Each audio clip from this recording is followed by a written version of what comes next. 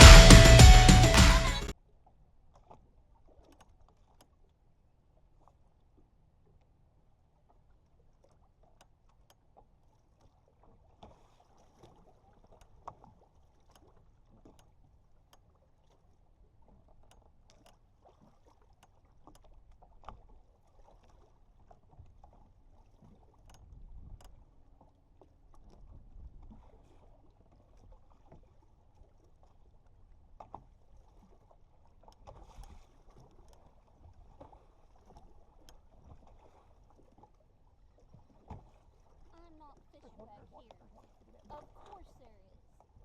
You're fishing out there.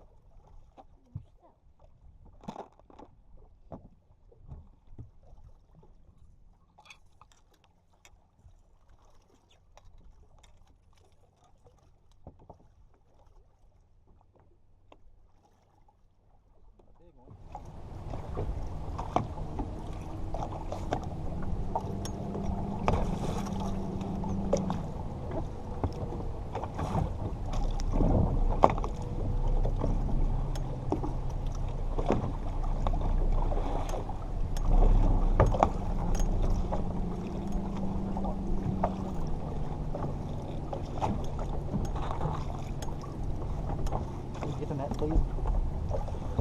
Already moving to get it. Just push that button.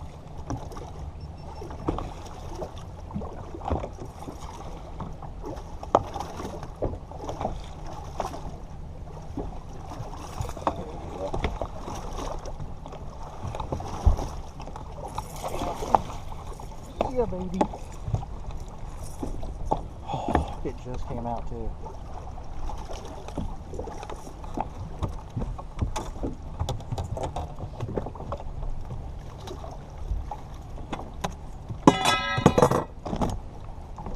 Get that chunk. We got him, baby. We're on.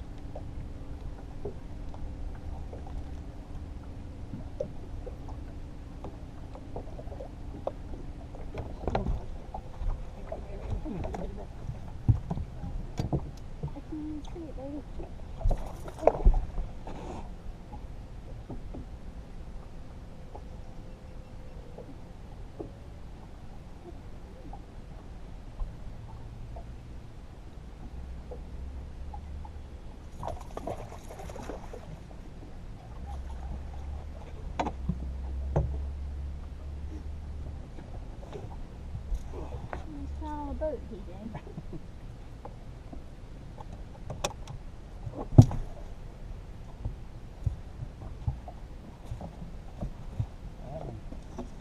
There's a mean one. Huh? That one was a mean one. Hit it and run. Where's those scissors at?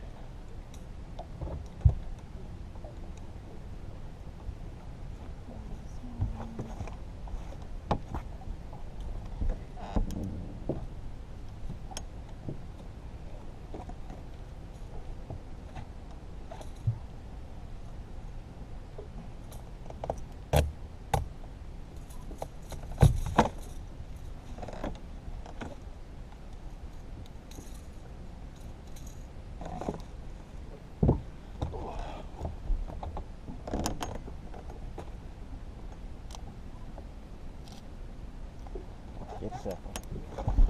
I gotta switch lenses.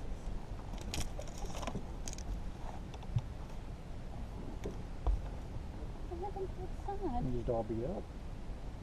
Oh,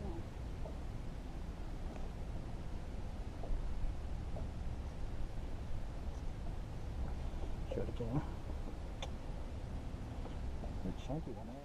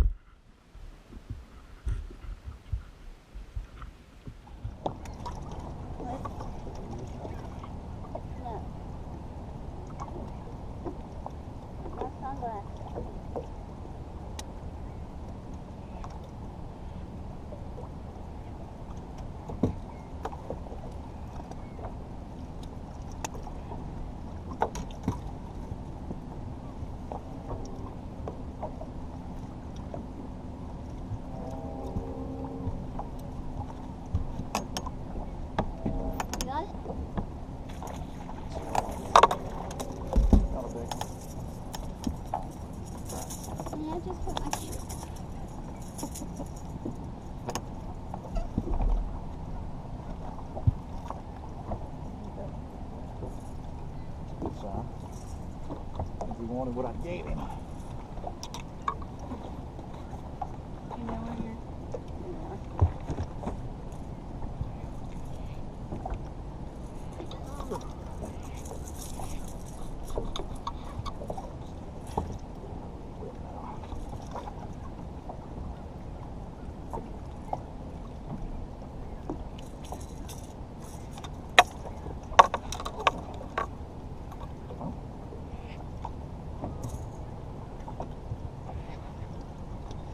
After about 47 minutes, about an hour.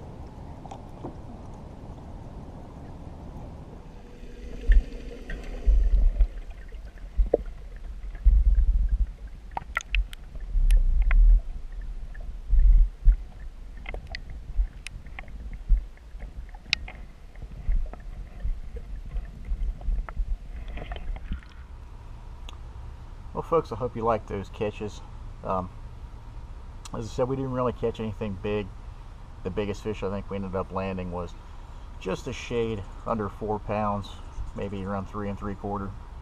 But interestingly enough, all the catches actually came off of structure, which Lake Erie, especially their harbors, aren't really known for structure, maybe aside from rock pile or something like that, but they're mostly drop-offs going into the main lake, or just hard bottom, even sandy bottom, chunk rock if you can find it.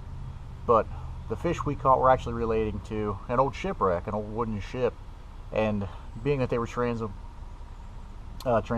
into the harbor from the main lake because the water temperatures were so cold, they were actually staging on that wood, and right off of the shipwreck there was actually a hard bottom flat, and they were using the drop off as an ambush point for fish, prey. Now, we did see a lot of people fishing tubes, a lot of people fishing jerk baits. All of our fish actually came on Lippless crankbaits, Strike King red eye shads to be exact. and they would only bite 2 collar patterns, which both of them were mimicking perch patterns. The nearest we could tell is that was their forage for that time of the year. We do know that the perch run was pretty good about the week we were up there, a week before, a couple weeks even, and there was some perch being pushed into the harbor. We did try tubes, we tried wacky worms, we tried Senkos, and while other people had pretty good results from using soft plastics, they were just catching numbers. There wasn't really any size. We talked to a couple other anglers up there that were catching, 10, 12 fish, but there wasn't anything much over 14 inches.